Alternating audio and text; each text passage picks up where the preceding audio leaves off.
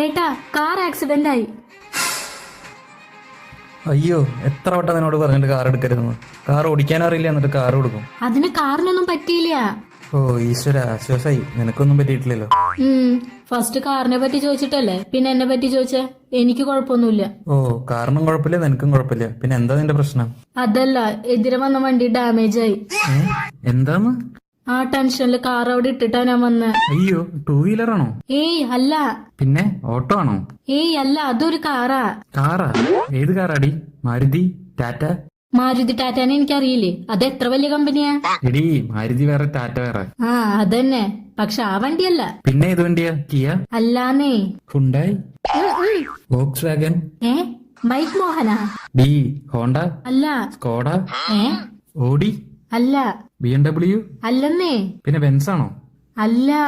ഓ ഭാഗ്യം, ഇതൊന്നും അല്ലെങ്കിൽ പിന്നെ